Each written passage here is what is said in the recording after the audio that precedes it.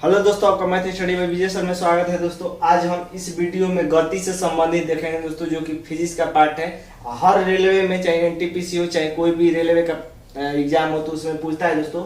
आपको कंफ्यूजिंग होता है कि कब v का मान 0 लिया जाए, कब u का मान 0 लिया जाए। तो चलिए दोस्तों, इस वीडियो में मैं आपको घोर कर पिलाने वाला हूँ। विश्वास अगर आपको नहीं होता है तो आप इस वीडियो में अंत तक बने रहिए। आपको वीडियो खत्म होते होते आपको एकदम सीख जाएंगे दोस्तों कि कब v का मान 0 लेंगे, कब u का मान 0 लेंगे। तो चलिए दोस्तों, सबसे पहले देख लेते हैं कि गति के कितने समीकरण होते हैं। तो गति के 3 समीकरण होते हैं दोस्तों। तो तीनों समीकरण के देख लीजिए। पहला समीकरण क्या होता है? ये पहला होता है v equal to u plus a t, v equal to u plus a t. दूसरा क्या होता है दोस्तों? तो दूसरा होता है यस बराबर u t plus half a t square, S बराबर u t plus half a t square. तीसरा होता है v स्क्वायर बराबर u स्क्वायर प्लस 2as। अब देखिए दोस्तों, अगर जैसे मान लीजिए ये खड़े खड़े और किसी वस्तु को फेंका जाए ऊपर दिए, ऊंचाई कहेगा, ठीक ना। तो यस मतलब दूरी है, यस मतलब यहाँ पर देखिए यू मतलब क्या है, यहाँ पर यू मतलब प्रारंभिक वेग है। अब भी मतलब भी क्या है दोस्तों यहाँ पर? तो भी देखिए यू प्रारंभिक वेग हो गया, भी क्या हो गया? भी हो गया अंतिम वेग, भी अंतिम वेग हो गया। अब बात करें कि ए क्या है, तो ए त्वरण है। ए क्या है? हमारा त्वरण है। यस क्या है? यस हमारा दूरी है। यस को यस दूरी हो गया, या इसी को आप ऊंचाई भी कर सकते हैं। तो अगर कहीं मान लीजिए अगर ऊंचाई का जिक्र करेगा क्वेश्चन में, तो एस के जगह पर हम एच रख देंगे, ठीक ना। अब बात करते हैं कि कब माइनस लेते हैं, कब प्लस। यही सूत्र में कब माइनस हो जाएगा, कब प्लस हो जाएगा। तो देखिए दोस्तों, अगर कोई वस्तु को हम फेंक रहे हैं, तो देखिए ये पृथ्वी है ना। तो अगर मान लीजिए इस पर से हम ऊपर फेंकेंगे, तो ऊपर फेंकेंगे तो ये वस्तु ऊपर जा रही है, तो पृथ्वी पर गुरुत्वाकर्षण बल भी लगता है। इसका मतलब कि गुरुत्वाकर्षण बल नीचे की तरफ लगता है, ये ऊपर की तरफ जा रही है। इसका मतलब कि ये विपरीत हो रहा है। तो अब क्या करिएगा? तो ये विपरीत हो रहा है ना, ऊपर जा रही है यानी विरोध कर रही है। तो अब हम माइनस लेंगे, यानी ए के जगह पर क्या, ए के जगह पर जी रखेंगे, लेकिन क्या हो जाएगा? माइनस हो जाएगा, ठीक है ना, माइनस। और जब वही वस्तु ऊपर से नीचे गिरेगी दोस्तों, देखिए जैसे मान लीजिए पृथ्वी है और ऊपर से नीचे गिरेगी इस तरह, तो ऊपर से नीचे गिरेगी तो गुरुत्वाकर्षण बल भी नीचे ही लगता है, ये भी नीचे ही गिर रही है, यानी दोनों का डायरेक्शन सेम है, दोनों एक दिशा में गिर रही है। तो क्या हो जाएगा? हमारा प्लस हो जाएगा। यहाँ पर विरोध कर रहा है तो क्या हो जाएगा? माइनस हो जाएगा। इस दशा में हम ए क्या लेंगे दोस्तों? प्लस जी लेंगे, प्लस जी। तो याद रखिएगा, किसी वस्तु को अगर ऊपर फेंका जाता है तो माइनस लिया जाता है, किसी वस्तु को नीचे फेंका जाता है तो प्लस लिया जाता है। तो बस ये याद रखिएगा दोस्तों। अब बात करते हैं कि कब u 0 लेंगे, कब v 0 लेंगे। तो देखिए दोस्तों, जैसे मान लीजिए ये गेंद है, ठीक ना, ये गेंद है। इस गेंद को मैं एकदम विराम अवस्था से इस तरह नीचे गिरा रहा हूँ, इस तरह छोड़ दिया, नीचे गिर गया, ठीक है ना। तो ये छोड़ दिया, नीचे गिर गया दोस्तों। तो देखिए ये नीचे गिर गया तो क्या हो गया? जैसे मान लीजिए पृथ्वी है, ये मान लीजिए मकान है, ठीक ना, ये मकान है। तो यहाँ से मैं एकदम विराम अवस्था से गिरा रहा हूँ। तो देखिए दोस्तों, एकदम ये स्थिर है ना, एकदम विराम अवस्था से नीचे गिर रही है, तो एकदम स्थिर है। स्थिर है, इसका प्रारंभिक वेग क्या है? 0 है। प्रारंभिक वेग 0। गिराने के बाद कुछ वेग होगा ना, गिराने के बाद वेग, तो यही गिराने के बाद जो वेग होगा तो अंतिम वेग निकालना रहता है, अंतिम वेग निकालना रहता है। तो कभी भी याद रखिएगा, किसी वस्तु को अगर विराम अवस्था से एकदम छोड़ते हैं तो नीचे जाती है, तो उसका प्रारंभिक वेग यानी u 0 अंतिम वेग निकालना रहेगा। और जब यही वस्तु रहेगी दोस्तों, यही वस्तु अगर इसी वस्तु को हम गेंद को ऊपर फेंक देता हूं, एकदम ऊपर फेंक दे, इसका मतलब कि अगर ऊपर फेंकेंगे तो एक मैक्सिमम हाइट तक जाएगी, एक मैक्सिमम इस जिस वेग से फेंकेंगे एक मैक्सिमम हाइट तक जाएगी, अधिकतम जितना ऊंचाई चली जाए। तो फिर जहां जाएगी वहां पर जाने के बाद मान लीजिए यहाँ से फेंके, फिर यहाँ पर गई मैक्सिमम हाइट तक, यहाँ पर रुक गई है, फिर नीचे गिरेगी ना। तो इसका मतलब कि जहां मैक्सिमम हाइट तक गई उसका v का मान क्या हो गया? अंतिम वेग। यहाँ ऊपर फेंक रहे हैं, ठीक ना, तो ऊपर फेंक रहे हैं तो अंतिम वेग 0 हो गया। और यहाँ पर प्रारंभिक वेग, जिस वेग से हम फेंके रहेंगे, जिस वेग से फेंके रहेंगे वो प्रारंभिक वेग, और अंतिम वेग क्या हो गया? 0 हो गया। तो बस 2 कॉन्सेप्ट बनाइए रहेगा कि किसी वस्तु को अगर ऊपर फेंकते हैं तो हमारा अंतिम वेग 0 हो जाता है और प्रारंभिक वेग दिया रहता है, और किसी वस्तु को विरामावस्था से नीचे गिराते हैं तो हमारा विरामावस्था से एकदम स्थिर रहता है, प्रारंभिक वेग 0 और अंतिम वेग ज्ञात करना रहता है, ठीक ना, ये याद रखिएगा। आज देखिए यहाँ पर ऊपर फेंक रहे हैं तो ऊपर फेंक रहे हैं तो गुरुत्वाकर्षण बल के विरुद्ध काम कर रहे हैं, यानी यहाँ पर ए बराबर प्लस जी लेंगे, ए बराबर प्लस जी, और यहाँ पर देख माइनस जी, ये बराबर माइनस जी, विरोध काम कर रहे हैं तो माइनस जी, यहाँ पर एकदम स्वतंत्र रूप से इसको गिरा रहे हैं तो यहाँ पर ए क्या होगा हमारा, ए होगा प्लस जी होगा, क्योंकि ये गुरुत्वाकर्षण बल की तरफ ही गिर रहा है इसलिए जुड़ रहा है, और गुरुत्वाकर्षण बल के विरुद्ध काम कर रहा है तो माइनस हो रहा है। तो ये समझ में आया है दोस्तों। एक और सूत्र याद रखिएगा, एक और सूत्र याद रखिएगा दोस्तों। देखिए एक पूछ देता है, कहता है कि दूसरे सेकंड में चली गई दूरी बताइए, 5वें सेकंड में चली गई दूरी बताइए। तो उसके लिए एक सूत्र याद रखिएगा कि st बराबर यानी टीवें सेकंड में चली गई दूरी, ठीक ना, टीवें सेकंड में u plus half a 2t minus 1, ये याद रखिएगा।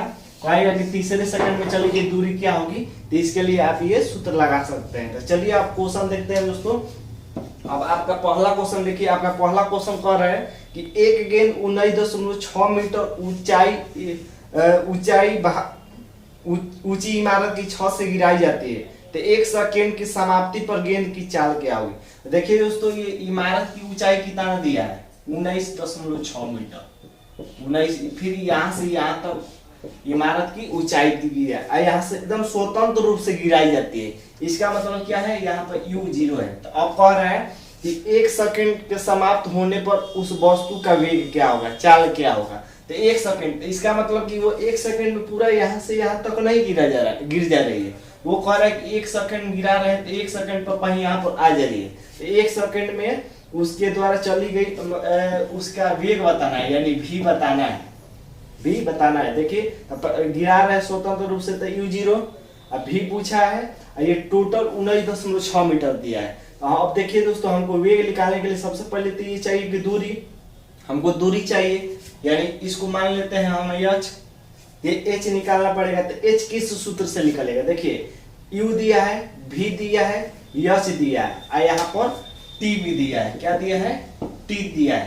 तो आप सूत्र लगा लीजिए। देखिए t किस सूत्र में, t इसमें है ना, तो इसमें आप लगा सकते हैं। और इसमें लगा लेंगे तो देखिए इसमें लगा लेंगे तो आपका यश भी आ जाएगा। तो चलिए, तो अब देखिए दोस्तों इस पर रख लीजिए, क्योंकि हम सबसे पहले ऊंचाई ज्ञात करेंगे, ठीक है ना, तब भी निकलेगा। इस पर रख लीजिए, तो यहाँ पर केवल s की जगह पर आप क्या लगा देंगे, यश लगा देंगे। तो सूत्र हमारा क्या हो जाएगा कि h बराबर u t, आप प्लस लगेगा कि माइनस लगेगा दोस्तों, वस्तु नीचे की तरफ गिरी है, गुरुत्वाकर्षण बल की ओर गिरी है, तब प्लस हो जाएगा ut plus half at square. तो हाफ a की जगह पर आप g कर सकते हैं, ठीक ना, g कर सकते हैं। तो कर दीजिए, u का मान कितना है, u का मान 0, तो 0 अगुणे t दिया है 1 सेकंड, t दिया है 1 सेकंड में, ठीक ना, तो 1 प्लस 1/2 अगुणे g का मान 9.8 होता है, g का मान 9.8 अगुणे t का मान 1, तो 1 का स्क्वायर। अब कर लीजिए, ये 0 हो गया, 1/2, 2 से इसको घटा दिए, 2 हो गया, 2 9 18, यानी 4.9 अगुणे 1 2 बार गुणा करेंगे तो भी हो जाएगा, यानी 4.9 मीटर आ गया ऊंचाई। ये ऊंचाई आ गया 4.9 मीटर। हमसे वेग पूछा है, तो वेग पूछा है तो आप किसी में रख देंगे, इसी में रख लीजिए, ठीक ना। v निकाल लेंगे, u हमारा 0 है, यश निकल गया है, ठीक। तो हमारा दूसरा सूत्र कि v स्क्वायर बराबर u स्क्वायर प्लस 2 as ना, as दिया है, क्या दिया है, as। तो s की जगह पर आप s कर लीजिए, a की जगह पर g कर लीजिए। तो आप कर लीजिए u कितना, u का मान 0, तो 0 का स्क्वायर प्लस 2, g का मान कितना 9.8 अगुणे h का मान 4.9, तो गुणा कर दीजिए 2 से, ये 0 हो गया, 2 से इसमें गुणा कर दीजिए, तो v स्क्वायर, तो 2 9 18, 2 चौके 8 1, 2 से इसमें गुणा कर रहे हैं, तो 2 9 18, 2 चौके 8 1 9, 9.8 गुणे 9.8, तो स्क्वायर है, v निकालेंगे तो रूट हो जाएगा, तो v बराबर अंडर रूट 9.8 गुणे 9.8, तो v बराबर 9.8 है ना, तो अंडर रूट का मतलब कि 2 संख्या के बदले 1 संख्या बाहर निकलता है, तो v हमारा कितना हो जाएगा 2 संख्या के बदले 1 संख्या यानी 9.8, तो हमारा वेग कितना आ गया 9.8 मीटर प्रति सेकंड आ गया था। देखिए दोस्तों इस क्वेश्चन में ये भी पूछ सकता था कि 1 सेकंड में कितना दूर जाएगा, तो हमारा एच निकल गया 4.9 मीटर जाएगा। अब पूछा है कि वेग कितना होगा 1 सेकंड के पश्चात, तो इतना हो जाएगा, ठीक है ना, ये भी पूछ सकता है। तो चलिए अब नेक्स्ट क्वेश्चन देखते हैं दोस्तों, आपको समझ में आया होगा ये।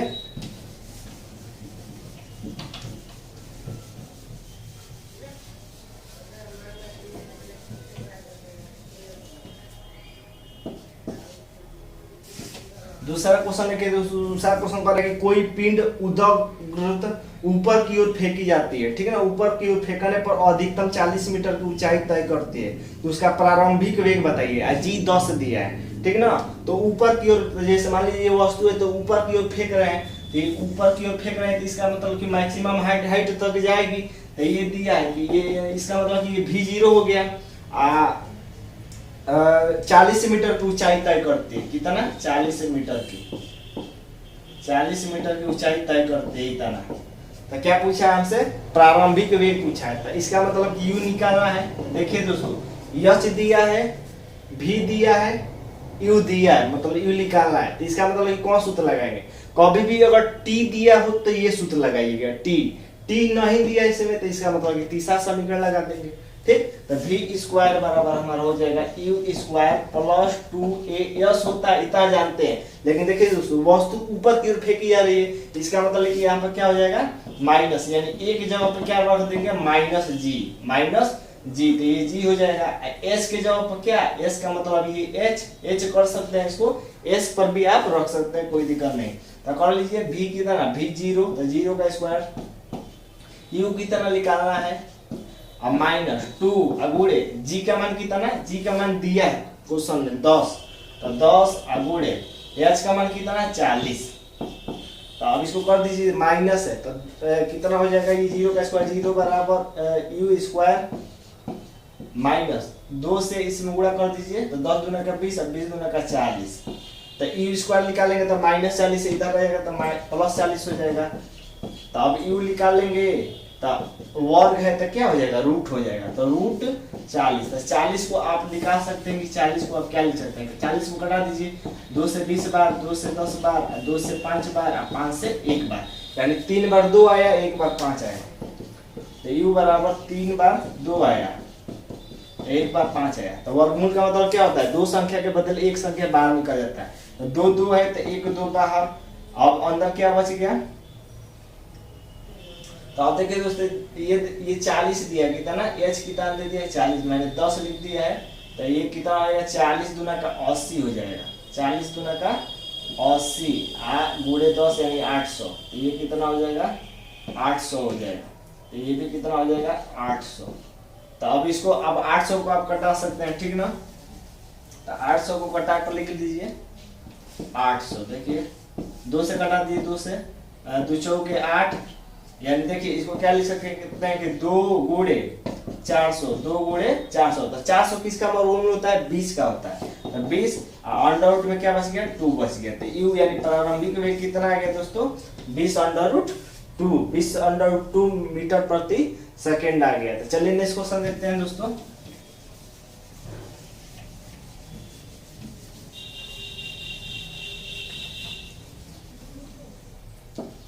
तीसरा क्वेश्चन देखिए दोस्तों, तीसरा क्वेश्चन कह रहा है कि एक पत्थर का टुकड़ा टावर के छत से गिराया जाता है, तो ये पत्थर का मान लीजिए टुकड़ा है, टावर के छत से गिराया जा रहा है, टावर के छत से गिराया जा रहा है नीचे की तरफ, इसका मतलब कि गिराया जा रहा है तो क्या होगा प्रारंभिक वेग हमारा 0 होगा, ठीक है ना। गिराया जाता है यदि इसकी वेग टावर की आधी ऊंचाई पर 10 मीटर प्रति सेकंड है, ये टावर की जितना ऊंचाई है इसकी आधी ऊंचाई पर इसका वेग दिया है कि 10 मीटर प्रति सेकंड है, तो टावर की ऊंचाई ज्ञात कीजिए, टावर की ऊंचाई। तो अगर दोस्तों हम टावर की इस ऊंचाई को मान लें कि कुल 2x मीटर है, 2x मीटर है टावर की ऊंचाई, तो अब इसकी आधी ऊंचाई पर वेग दिया है, आधी ऊंचाई, तो इसका मतलब कि टोटल 2x है, तो ये x यानी आधी ऊंचाई का मतलब ये भी x मीटर, ये भी x मीटर, और टावर की आधी ऊंचाई पर वेग कितना दिया है 10 मीटर प्रति सेकंड, इसका मतलब कि यहाँ पर 10 मीटर प्रति सेकंड है, ठीक, यानी अंतिम वेग हो गया, इसको क्या कह सकते हैं हम अंतिम वेग, प्रारंभिक वेग। तो देखिए u मालूम है, v मालूम है और h भी मालूम है, t नहीं दिया है, t टी नहीं दिया तो इसका मतलब कि किस सूत्र का प्रयोग करेंगे, तीसरे समीकरण का, ठीक ना। हमारा लगा लीजिए कि v स्क्वायर बराबर u स्क्वायर प्लस 2 a की जगह पर g, s की जगह पर h। अब नीचे की तरफ गिर रहा है तो इसका मतलब कि प्लस होगा, तो प्लस लग गया। तो अब रख दीजिए v का मान कितना 10, तो 10 का स्क्वायर, u का मान कितना 0, तो 0 का स्क्वायर प्लस 2 g का मान कितना, g का मान क्वेश्चन में दिया है 10 मीटर प्रति सेकंड, तो यहाँ पे 10 रख दीजिए गुणे h हमारा निकालना है, ठीक ना। तो h को कितना मान दिए है, x मान दिए है। अब कर लीजिए, तो 10 10 दो बार गुणा कर देंगे तो 10 देंगे 100 बराबर ये 10 गुना का 20 x हो जाएगा, ये 0 हो जाएगा। तो x निकाल लेंगे तब 20 क्या हो जाएगा, नीचे चला जाएगा। x बराबर 100 बटा 20, तो 20 5 100, तो x बराबर कितना आ गया 5 मीटर। तो हमसे पूछ रहा है कि टावर की ऊंचाई बताइए, तो ये दोनों x x है, इसका मतलब कि ये 5 मीटर आया तो ये भी 5 मीटर होगा, तो 5 5 10 मीटर, यानी टावर की ऊंचाई कितनी हो जाएगी, टावर की ऊंचाई हमारा हो जाएगी 5 गुणे 2, यानी 5 गुना के 10 मीटर। ये भी 5 मीटर है, ये भी 5 मीटर है। तो ये क्वेश्चन समझ में आया होगा दोस्तों। चलिए एक और क्वेश्चन देखते हैं।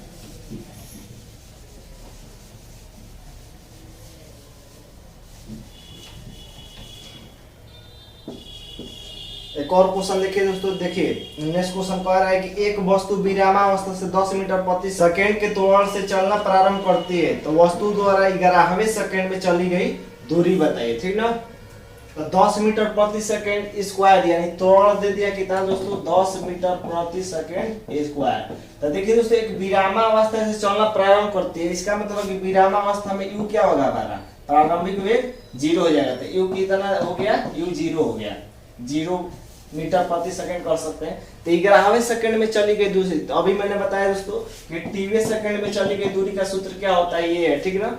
u plus half a